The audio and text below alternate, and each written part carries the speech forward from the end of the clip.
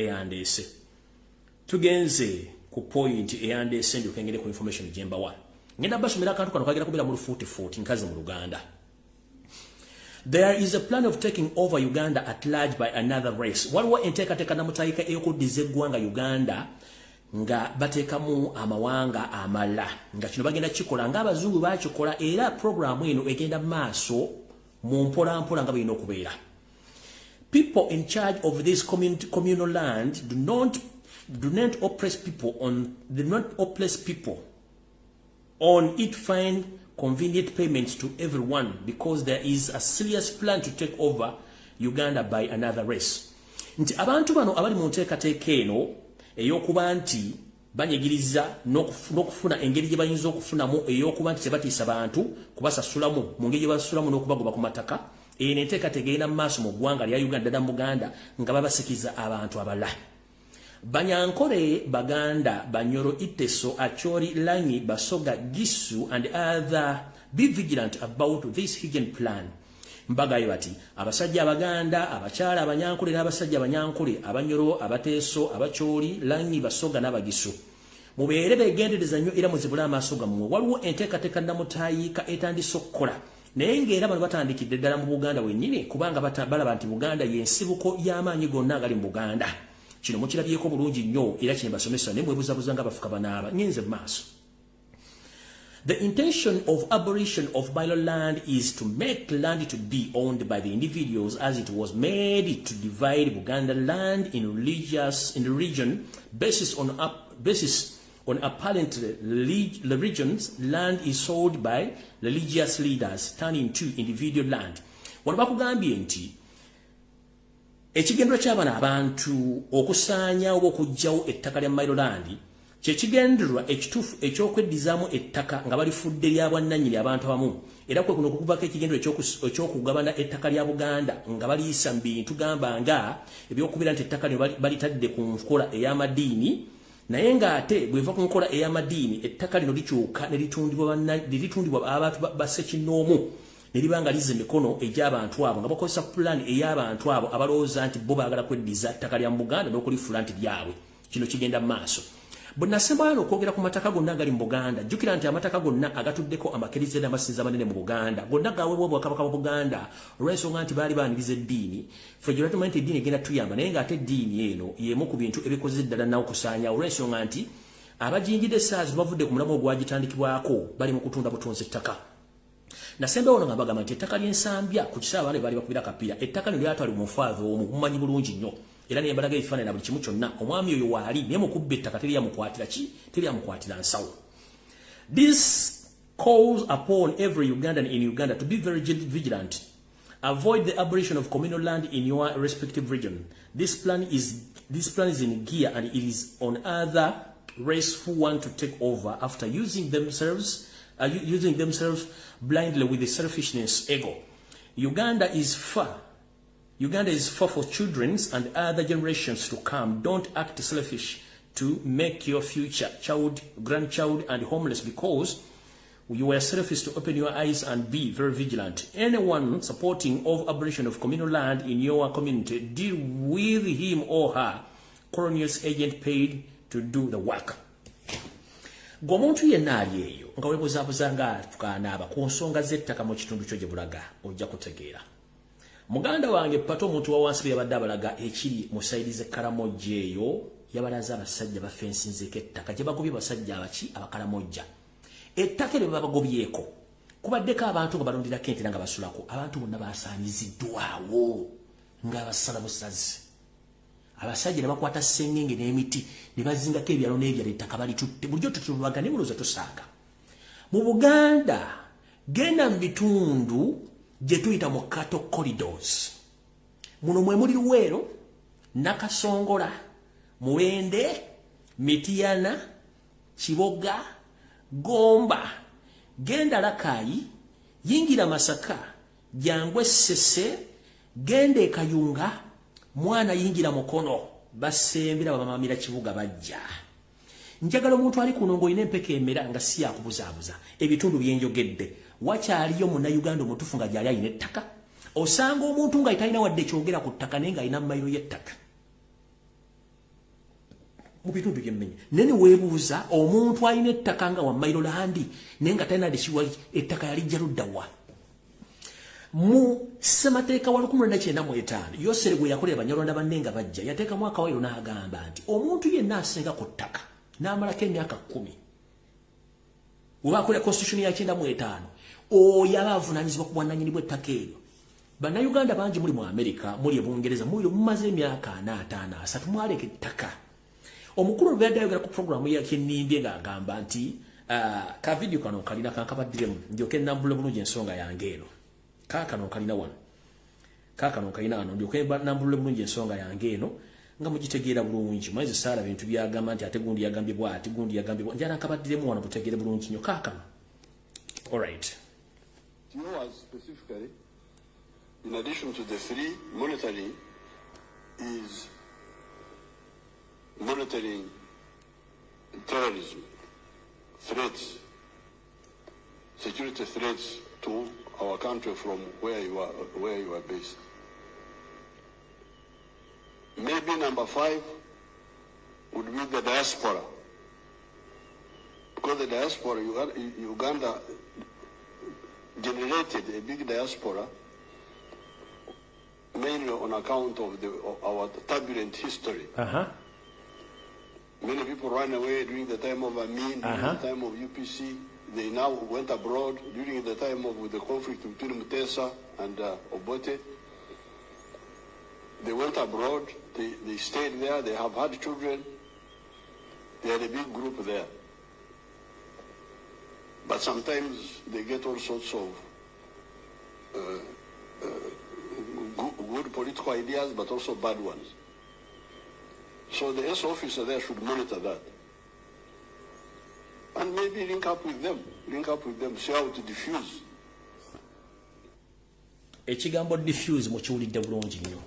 Kati agambye nti bannayuganda basinga obungi abaagenda mu nsi z'amagulumeero abali mu America, Canada, Bungereza ne European countries nti mwagenda mu nsi ezo nga mudduse obutabanguko obwaliwo obw'ebyobufuzi okutandikira ku mulembe gwa Sir Edward Muteesa, ku mulembe gw'Obote, ogwa Amini, ogwa Binaayisa, ye ne yejjamu. He pulled out himself of that problem of political instability in Uganda. Omukulu olwo bwe yabadde akola statement enokaddeko ye yejjamu nti ye takolangako bulabibwa bya bufuzi kugoba na Uganda mu Uganda teyeetaddemu.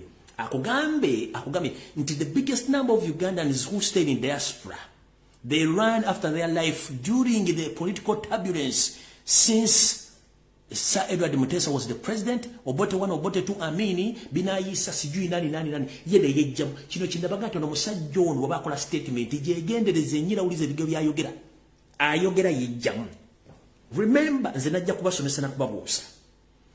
Political turbulence mu Uganda zitandikira ddala Obote nga kyali prime minister nga Sir Edward Muteesa ye president wa Uganda yasooka. Bano bennyini ba political colonialist abazungu nga bakolagana basajja Abanyarwanda batandika obbaleeta okubegera abazungu ne babeera mu system nga bagiraba. Bano bennyini nga bakozinga commotion, bakozinga death, kidnap, arrest, nga batandika okutta abantu mpola. Kati ekyavangamu bo bakikulira mu system abantu nga badduka mpola. Kati yakulaga nti bali abakulembeze abaasooka bebaviirako ennamba y'abantu esinga obungi. Njagala kuteekawo ssente wano munansondereko abampuliriza. Ennamba y'Abannayuganda esinze okudduka mu diaspora ng'ebbiso byabufuzi yatandika mu mwaka gwa 1980.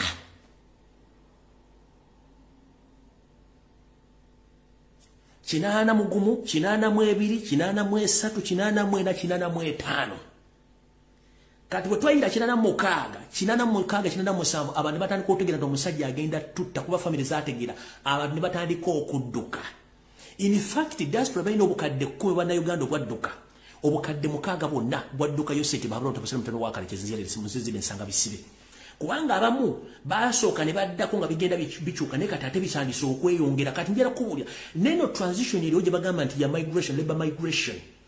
It's not all about labor. No, bagezaako to depopulate the country okujjamu abantu bayingizemu abantu baabwe. Kyova nti kampuni zitwala abaana zisinzira mu Buganda tezigenda mu kitundu kirala.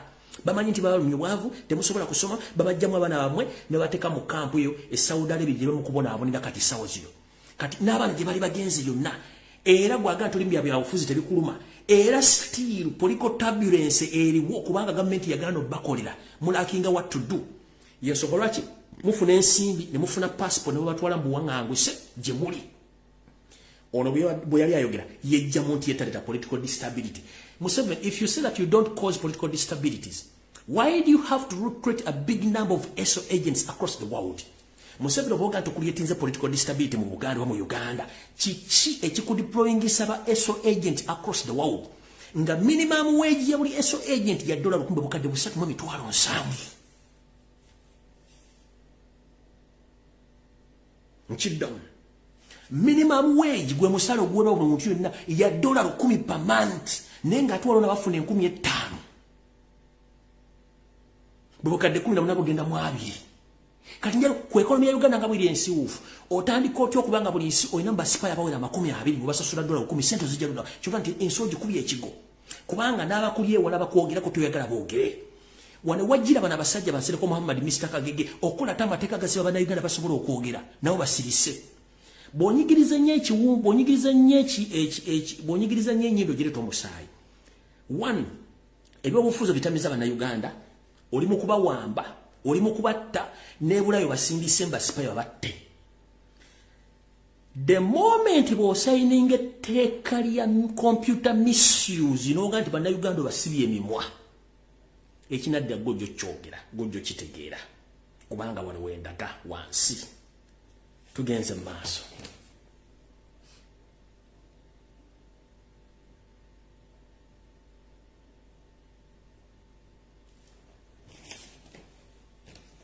Badde nkyabalaga ekiri mu Buganda ekyettaka. Omwami ono yakimanya nti target yaabwe yakutola ttaka lya Buganda. Yalina okufuna ba agent be babeere mu land board ya Buganda. Muli kiwalayo bane Charles Peter Mayiga.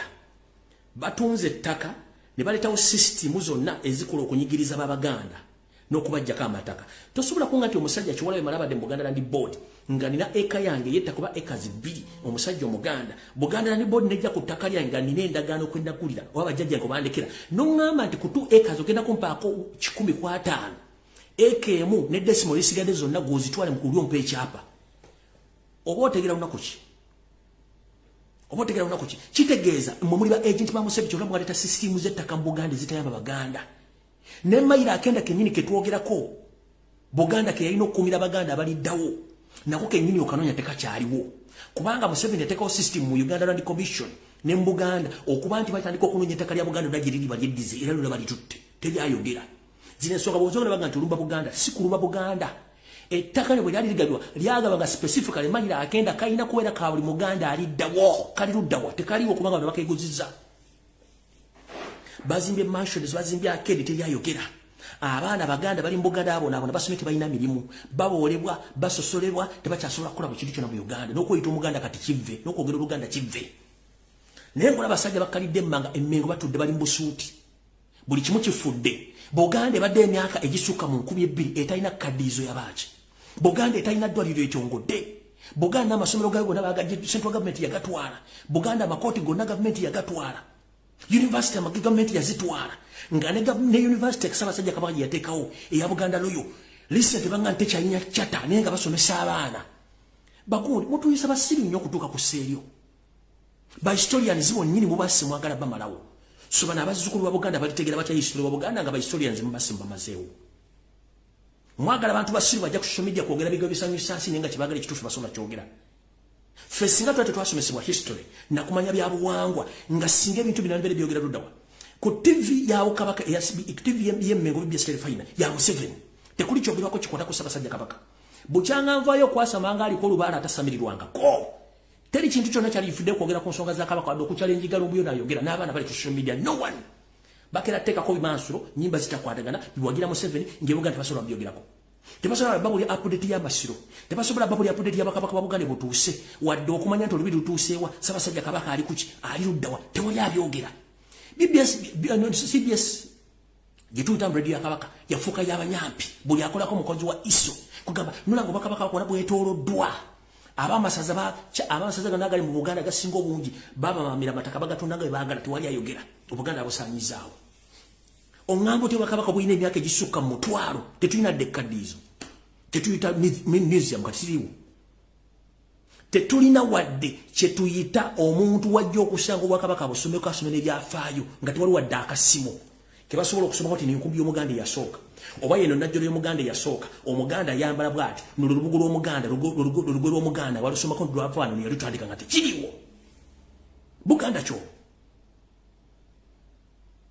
ne mutulentera ensowole ng'omusajja tasobola na kutambula nga Muganda mbu yakulira ekika ye mukulu w'omutuba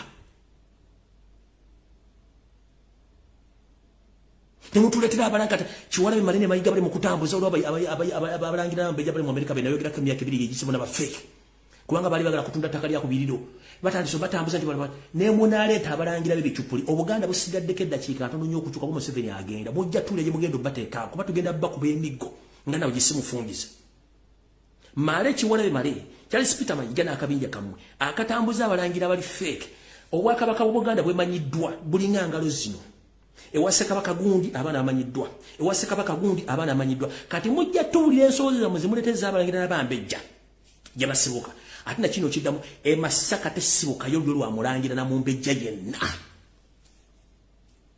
nkiddamu Masaka gye mutiitibya n'abana abalangira bali mu America semene mu diaspora teri Ssekabaka yasisidde mu kiteri Ssekabaka yasisidde mu buddu talijo kati abalangira abafe buddu mujja batubuulira bemuli okutambuza mujja batugamba kubanga nayo nyini Mayiga osibuka eri wammwe ekabuwoko kabonera gyosibuka nakubuuza kitaawo nembalaga nekifaananyi kya kitaawo musajja Munyarwanda Kiwalabe Male ne bw'atyo njalagamba Obuganda nti emmenge essaawa zino ensowole eziri emmengo zikola ebitundu 7 ku buli 100 y'ensonga lwaki Obuganda bufudde era busaanyeewo